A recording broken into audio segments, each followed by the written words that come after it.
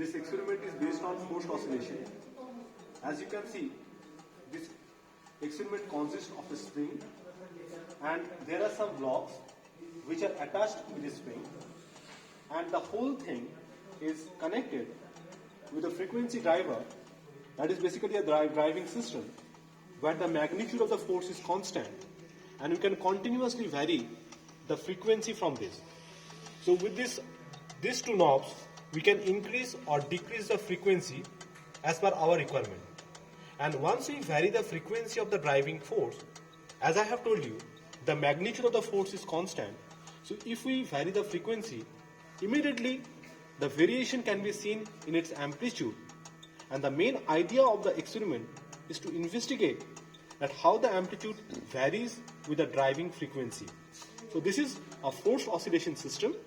Again, I can tell you there are some blocks which are attached with this spring, and that spring has certain spring constant.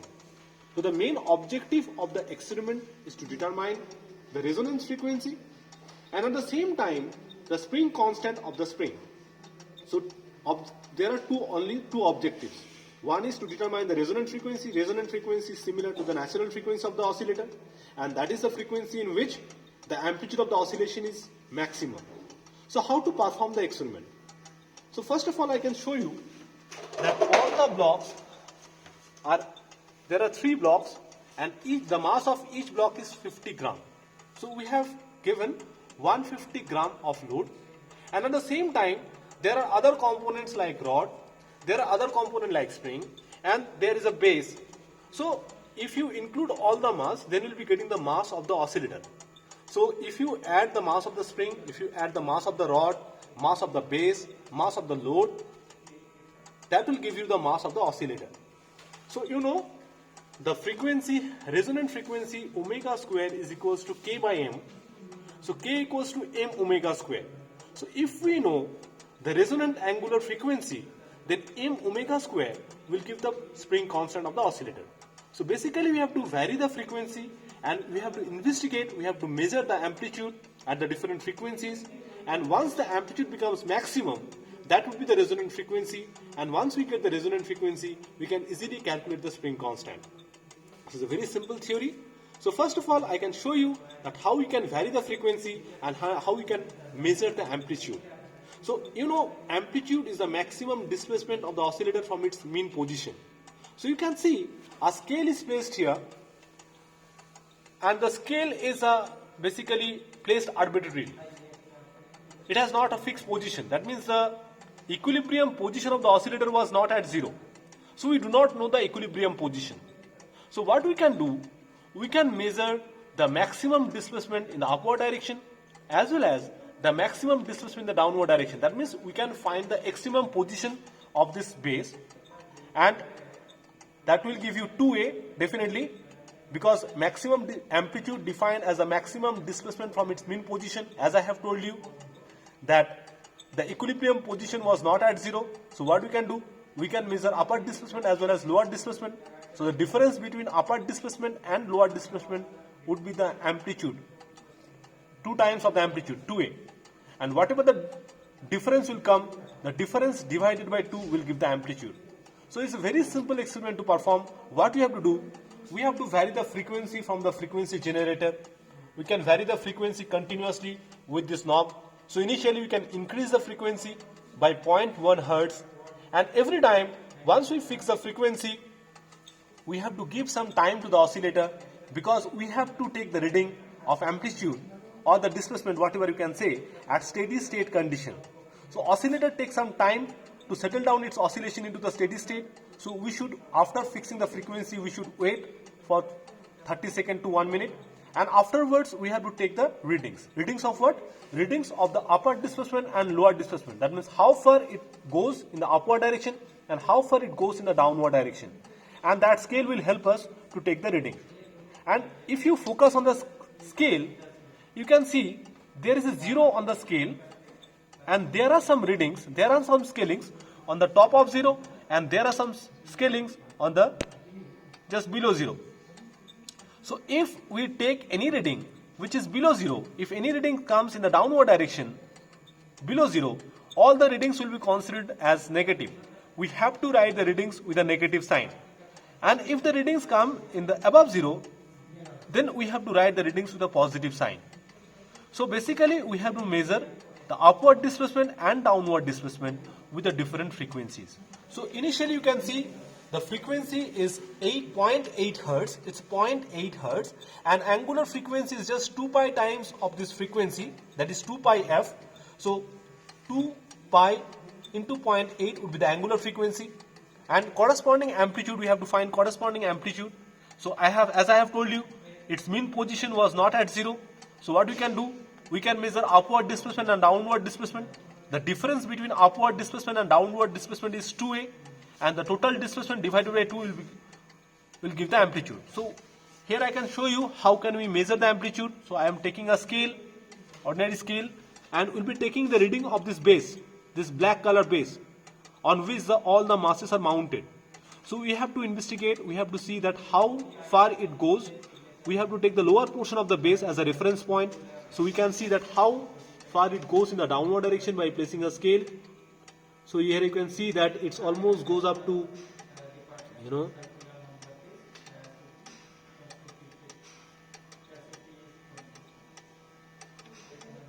it's almost 3.7. So 3.7 centimeter in the downward direction.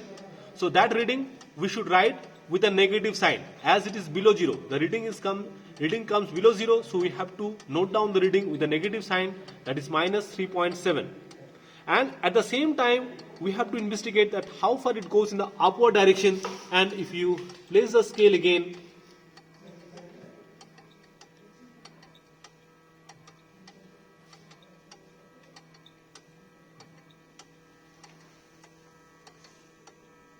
it's 0.5. So that 0.5 should be written with the positive sign. So upper displacement is 0.5, lower displacement is 3.7. That should write with a negative sign. So the total displacement is 4.2. 3.7 in the downward direction and 0.5 in the upward direction. So 0.5 minus of 3.7, that is, it will be added. So total displacement is 4.2, and 4.2 is basically 2a, 2 times of the amplitude. So divided by 2, we'll be getting the amplitude. So frequency is 0.8. So angular frequency is 2 pi times 0.8, and amplitude is 4.2 divided by 2, as 4.2 is the total displacement. So 4.2 divided by 2 is 2.1. So 2.1 is the amplitude, and corresponding omega is 2 pi times 0.8. Similarly, we can vary the frequency. Now we can fix it at 0.9. As I have told you, we have to vary the frequency by 0.1 interval.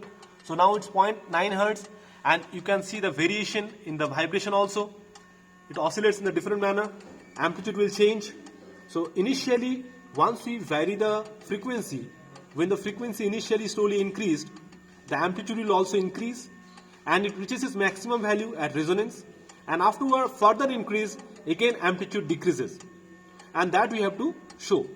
And afterwards we have to plot a graph between amplitude and angular frequency, and the peak of the graph, if you draw a line from the peak of the graph to the x-axis, because angular frequency will be plotted along x-axis and amplitude will be plotted along y-axis, so the intersection point along the x-axis will give the natural frequency. So we have to draw a line from the maximum amplitude point. So here you can see 0.9 Hertz is fixed, and as I have advised you that we have to wait for 30 seconds to 1 minute, because oscillator needs some time to settle down its oscillation into the steady state, and we have to take the reading in the steady state. Now you can see the oscillation is settled down. Now again we can measure the upper displacement and as well as lower displacement. Now we can see that how far it goes in the downward direction. So now you can see it goes up to almost 4.3 in the downward direction, and it goes almost up to 1. So minus 4.3 in the downward direction and 1 in the upward direction. So it will give you total displacement of 5.3, and 5.3 divided by 2 will give almost 2.65. So you can see that as I have increased the frequency, amplitude is also increased. So initially we can increase the frequency by 0.1 Hertz. So I can vary it. I can fix it at 1 now. Now the frequency is 1 Hertz. And again you can see that is a transient state. that oscillator needs some time to settle down its oscillation. So initially there is a tussle between the oscillator and driving system. Oscillator try to oscillate with its natural frequency, and the driving system is basically forcing the oscillator such that oscillator should follow the frequency of the driver. So that time is called transient state, right? That transient state is basically a time in which there is a tussle between the driver and oscillator. And after a certain time, the oscillation is settled down and oscillator oscillates with a fixed amplitude and the frequency of the driver. And that is called steady state motion. And we have to measure the amplitude in steady state motion. So here you can see, again amplitude is increased. So in that manner, we can vary the frequency. We can go up to 1.1. Then again we have to wait for 30 to 40 seconds to take the reading. And in that manner, we can vary the frequency up to 2 Hertz, at 0.1 Hertz interval. And here you can see when the frequency becomes 1.3, near about 1.3 or 1.4, the amplitude goes to maximum. And because that would be the resonant frequency, and you can see that how vibrantly the oscillator oscillates. It's clearly visible that amplitude has already increased, and we are expecting that would be the resonant frequency, and beyond increase of frequency, amplitude will be gradually decreases, and once we take the reading, we have to plot a graph between amplitude and driving angular frequency. Amplitude will be plotted along y-axis and driving angular frequency will be plotted along x-axis, and from the peak of the graph we'll be getting the natural frequency, or we can say it's a resonant frequency, because you know that resonant frequency is the frequency in which the driving frequency and natural frequency are same.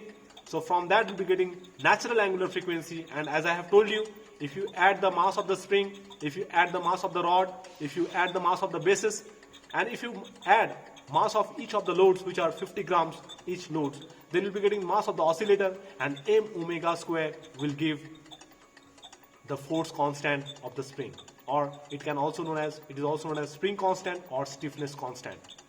So I can show you the graph. The data sheet will be uploaded. You have to plot the graph, and once you plot the graph, the peak of the graph, from the peak of the graph you have to draw a line along the x-axis, and the intersection point will give the resonant angular frequency. And once you get the resonant angular frequency, m omega square will give the spring constant. Thank you.